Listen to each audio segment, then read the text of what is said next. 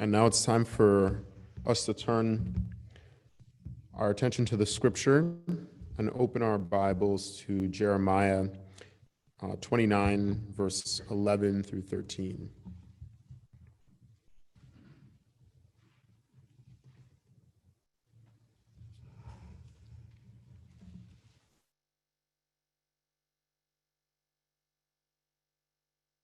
Jeremiah 29, 11 to 13. For I know the plans I have for you, declares the Lord. Plans to prosper you and not harm you. Plans to give you hope and a future. Then you will call upon me and come and pray to me, and I will listen to you. You will not seek me and find me when you seek me. You will seek me and find me when you seek me with all your heart. May the Lord add a blessing to this word.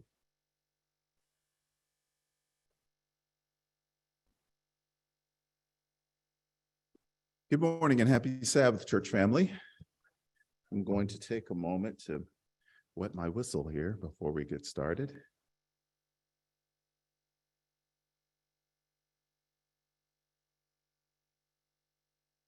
When I was talking with Pastor Constantine, I told him, I said, I don't consider myself a preacher, but I can tell a story. All teachers can tell a story. And even though I'm in the front office, I still consider myself a teacher. And so what I would like to share with you this morning is how the good Lord led in my own life. I was thinking about that as we were singing He Leadeth Me. So nice choice, sir. Thank you very much for that. So a little bit of background. I am the first Seventh-day Adventist and the only Seventh-day Adventist in my family.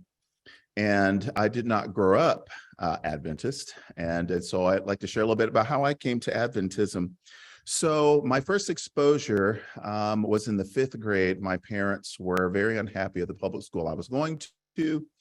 And there happened to be a school nearby where my father worked, and it had a crossover, and that's all my family really cared about. They are very religious. I grew up going to church, went to church on Sunday.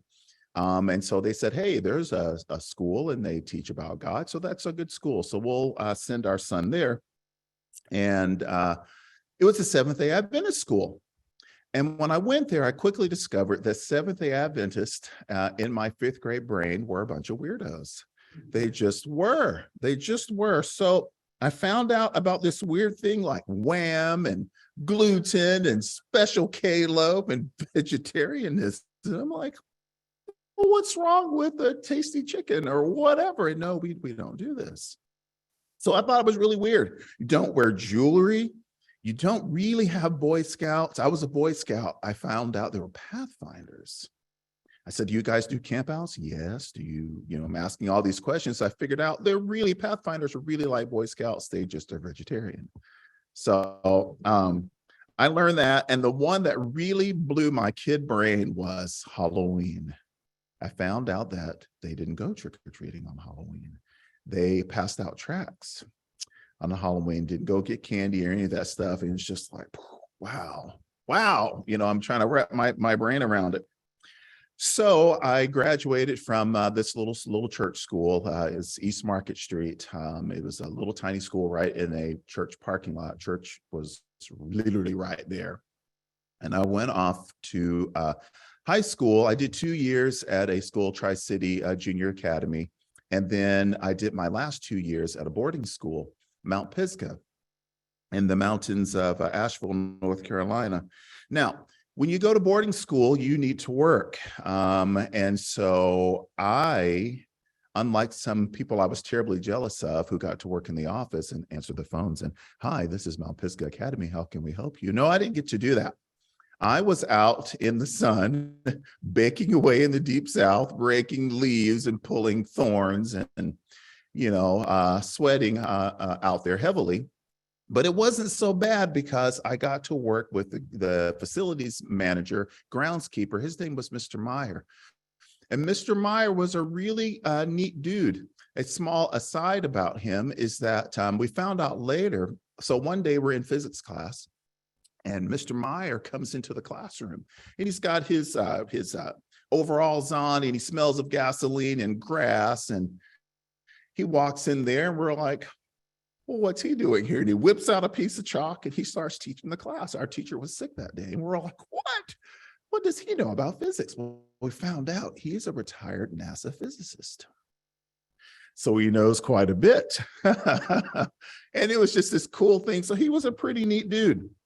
He had a lot of patience working with teenage boys, as one does when you work with teenage boys.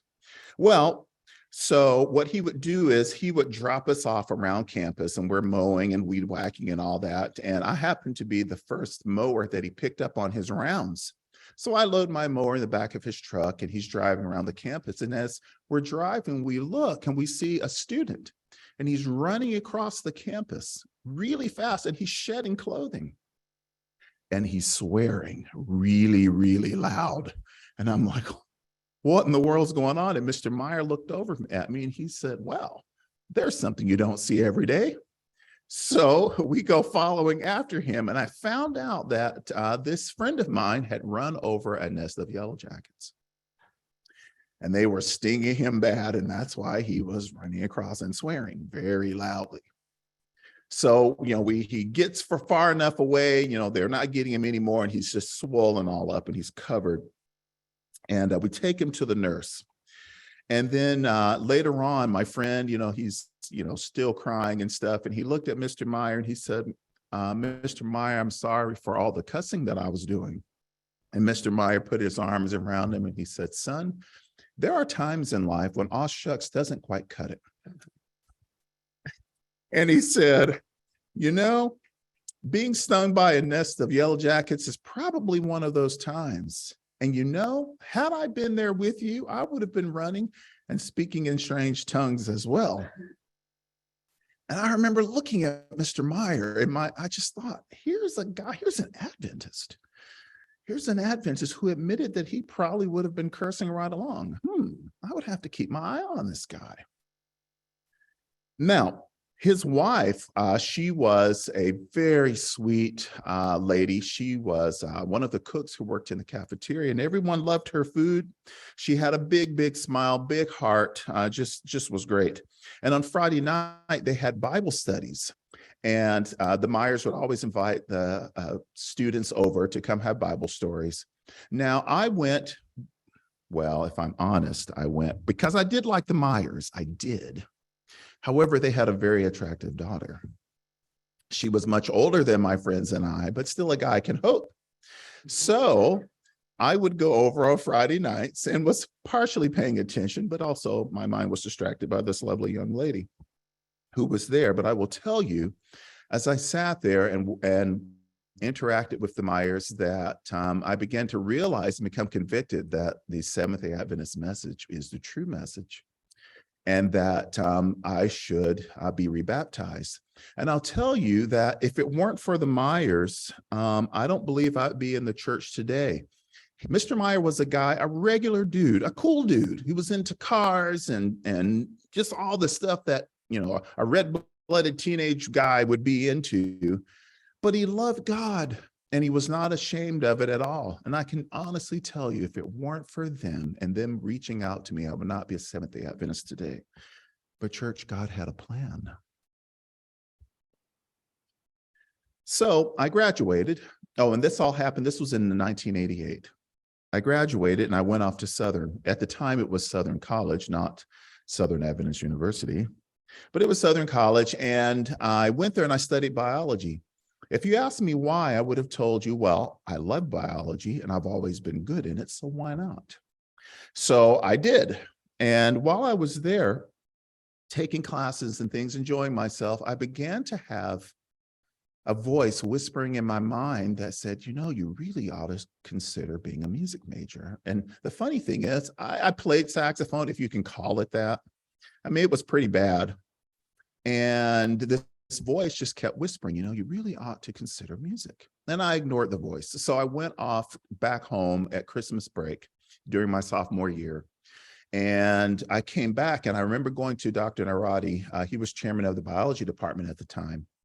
And we sat down and we were going to look at my course, my courses, how was I doing? I'm on track to graduate, all these things. And he looked around a bit and he said, I don't have your file. And so I'm sitting there. What do you mean you don't have my file? He said, I don't know. It's not here. So he made a call down to the registrar's office at Southern, and he found out that my file had been moved.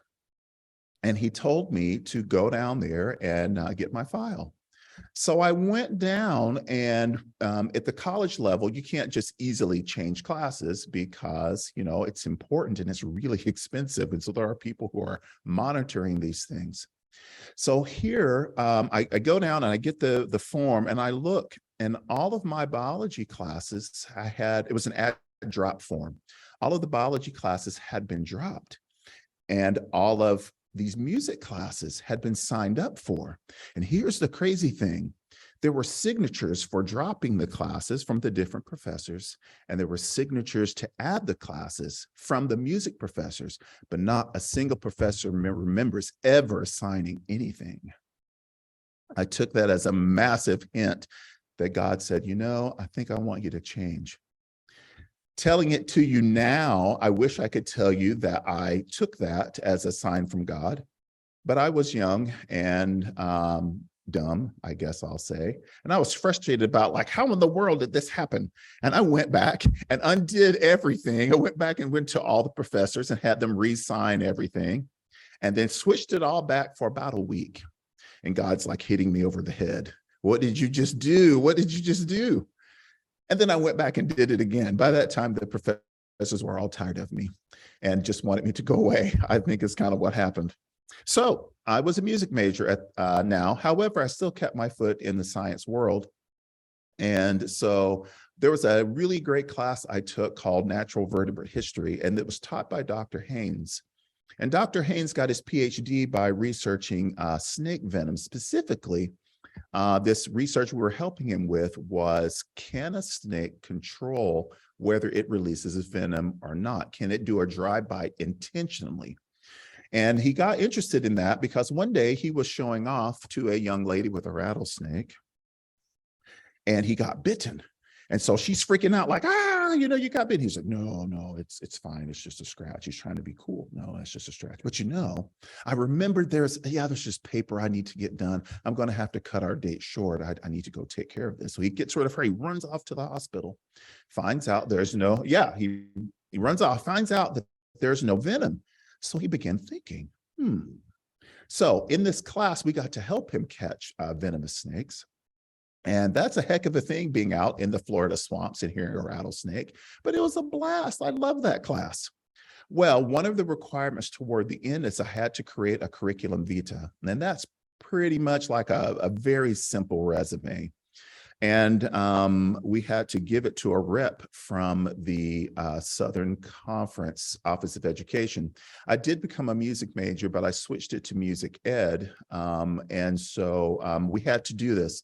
And for whatever reason, I was feeling surly that day. So I did it. I went into the guy's office. I rudely tossed it on the desk and I walked out. I have no reason to do that. I have no excuse for it. I don't even know why I did it. But I did it and I walked out without a word. Later that year, I began doing my student teaching, and I did it in 3 schools. This was the first time I had ever been in a classroom, and it was a blast. Enjoyed it. These were public schools where I did it. It was at a high school, an elementary school, and middle school. We did this, and I was enjoying it, and everything was going really well. And I got an urgent phone call, however, that said, quick, get back to school and contact Dr. Haynes. It's Dr. Haynes and Dr. Hayes. And so I contact the professor and I go, what's going on? I'm thinking there's a car crash and my mind is going these dark places. Well, what happened? And she said, do you want to go to Guam? I said, Guam? What in the world do I want to go to Guam? And she began telling the story. You remember the paper that I gave rudely to the representative from the Southern Conference? Well, he should have balled it up and thrown it away, but he didn't. He filed it away. And one Sabbath afternoon, he's shooting the breeze with a friend of his in the South Asia Pacific Division. And as they're wrapping up the conversation, offhandedly, he goes, the guy in the South Asia Division says, oh, by the way, we need a science and music teacher for our academy out on the island. Do you know of anyone? Or do you know of a couple of people? And he reached in and he pulled out my file. And he said, I think I found somebody who can fit both. God had a plan. Now, I was married after I graduated. And as soon as we were married, a few days later, my wife and I, we hopped on a plane and flew to the other side of the world. And we both worked at Guam Advanced Academy. Now, I wish I could tell you my first year of teaching, it's tough for anybody really, just because you're actually putting to practice what you've learned, which is completely different. Yeah, it's very, very different. But for me, it was particularly difficult. I was replacing a very popular, very well-loved teacher who decided to take about half the staff and about half the kids and make his own school on the island. He felt that people coming from the mainland US coming to the island knew nothing about the culture, nothing about his people's language, and he was afraid that they were losing it and becoming fully American. And so that's right, tomorrow. And so here I come, fresh out of school, ready to make a difference for the future students of the world, future Americans of the world and all that. And it was not good. It was not good at all. All I heard was, well, I will call him Mr. Brown. Mr. Brown didn't do it that way. We wish Mr. Brown was here. And I kept hearing it here. And I was like, oh man, just give me a chance. That's what I was thinking, but it didn't go well. However, the good Lord blessed. And my wife and I, we stayed there ultimately 5 years, and the school began to thrive. Well, at the end of my fourth year, my wife and I decided to send resumes out. And we also ran into, some of you might know these people, Dick and Anita Molstead. Anybody? Yes, I see a nodding head. Great people. They are superintendents. They were superintendents, possibly here in the Central California Conference, but certainly in the Oregon Conference. And my dive buddy, I learned to scuba there on the island. I probably had about 100 dives under my belt, and I really loved night diving. Well, one day my friend calls me up and goes, hey, you want to go diving? It was beautiful. It's always beautiful in Guam. And it was a beautiful Sunday afternoon. He goes, hey, you want to go diving? And I'm like, sure, twist my arm. Of course I want to go diving. So we go there, and while we're on the boat, we had done a dive, and we were taking off our tanks and switching over gear to do a second one. And then Dick and Anita started talking to me, and they said, hey, we hear good things about you. You should consider going to Oregon. And I thought, Oregon? I don't even know where Oregon is. Why do I want to go to Oregon? That's really not true. I did know where it was, but I was thinking, I don't want to go to Oregon. But you smile and you're polite and you're thinking, well, you never know. And you just kind of blow them off. However, God had a plan. So I told you we had sent out resumes. The trick is that we didn't hear anything. And that was actually good that we didn't get any responses, because what we didn't know is that the principal who had started with us as we were rebuilding the school, he had already accepted a call to go back to the East Coast. And if he had left, and then if we had gotten jobs, we would have left. And then some other teachers who are on the island as well would have left as well, because we're all kind of family. And we all decided that we were going to go or stay together. And if all of us had ended up leaving, the school would have been thrown right back into the nightmare that we had spent so many years trying to fix. And so again, the good Lord blessed and didn't answer our prayers because of that. So I later on did send a resume to to Oregon. I did send one there along with some other resumes. And I remember that one being particularly complicated because this was, it was kind of the forms where you had to put in a typewriter and you had to line it up just right. So the little arms would put them right in the little boxes. And I was grumbling, trying to get the Oregon one in there, but I did it anyway. And the Lord blessed. So a few weeks later, we had a new principal by this time. This was my 5th year in Guam, at Guam Adventist, and Murray Cooper was my new principal at the time. And he said, hey, I got a phone call from a guy, Bob McDonald from Oregon. He might be giving you a call. And I thought, oh, okay. The next morning, I got the phone call. Now, I was in bed later than I should have been, partially because I was 20 years old and could get ready just like that. But also the school was just like, I don't know, 30 seconds away and was just right around the corner. And I remember he called and he goes, "Hi, this is Bob McDonald calling from Portland Adventist Elementary School. You're probably getting ready for school." And I remember laying there, I was smiling and still very much in bed. And he said, "We would love to interview you and talk to you about a job." Now, I learned later is that this isn't typical because Portland Adventist is a flagship school. They're very selective in their hiring process. And I was the first person to ever be hired there, sight unseen. And they decided to take a chance on this guy who's halfway around the world that they, this was even before Zoom and all that. They couldn't really see me. They just heard my voice and they decided to take a chance on me. God had a plan. For the past 20 years, I've been teaching algebra. And the funny thing about that is that only kind of got started just because, again, I took a bunch of science classes at Southern. And when I was at the academy, I taught music. I also taught science. I taught high school science. And when I came back to Oregon, I was doing full-time music, but I wanted to keep my foot in the science world. So to continue to take classes, I needed to take some additional math as well. So I would take a class, take some math, take a class, take some math. And eventually I was able to to get my certifications to teach high school math. And so just as I got that certification, I hadn't shared that info with anyone, my principal, Bob McDonald, called me in his office and he goes, "Hey, what do you think about teaching high school math? Middle school math?" And again, I'm thinking in my mind how the good Lord has just orchestrated all of these things. Well, this principal, Bob McDonald, he later retired, and we had a new principal at Portland Adventist. And one day I was standing in the workroom and she walked through and she looked at me and she said, "You're going to be my vice principal." And she continued on. Just very matter of fact, it's just as if she said, "Today is Monday." And she just went on. And I remember thinking, okay. I didn't quite know what to say at the time. The funny thing is, or maybe not so funny, is that every time she left, strange things happened on campus.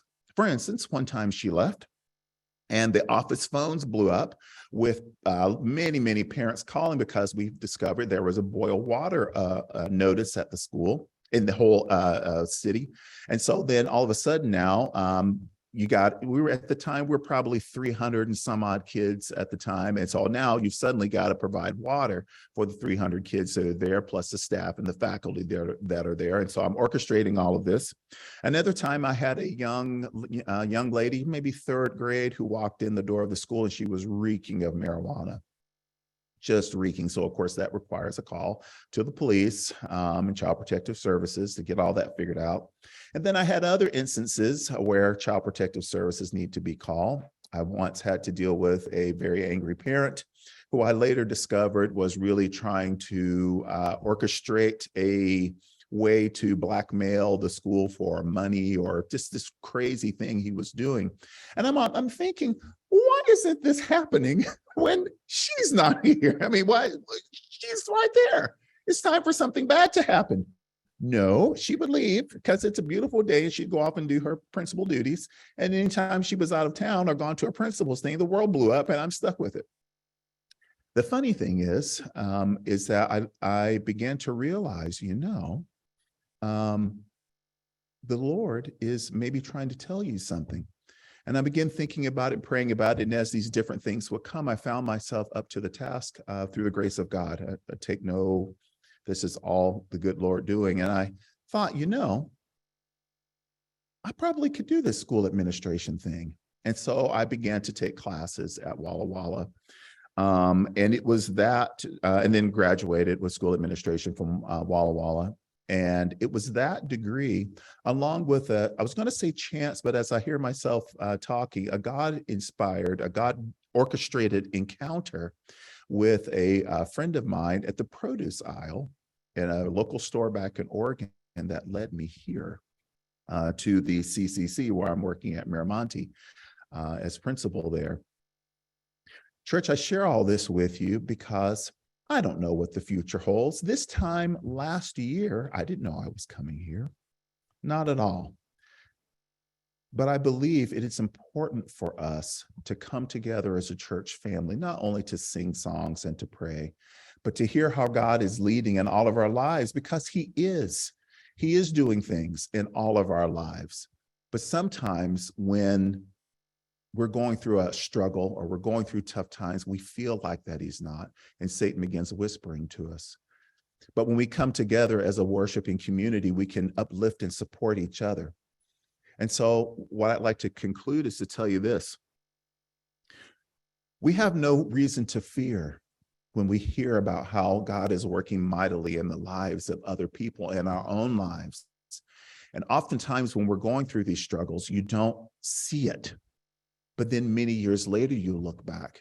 Like I told you, I mean, the miracle of the signatures, and nobody remembers signing it. Here, telling it to you now, it's obvious that it's a divine thing. It's obvious. I remember Dr. Robertson, I went to him and I said, "Is this your signature?" He says, "Yes." I said, did you sign this?" "Nope." "How did it get there?" "I don't know. Maybe I did sign it, but I don't remember, but I don't think I did." Telling it to you now is so obvious that God was leading in my life. But at the time, through my sinful self, I didn't recognize it. And so in all of our lives, maybe when you feel that maybe God is distant and isn't there, I ask that you remember my story today, and you hold on and you rebuke Satan, and you know that God is still there. If God has a plan for my life, He has a plan for all of our lives. And I pray a blessing on each of you, and I pray that we will all be open to His leading in our lives.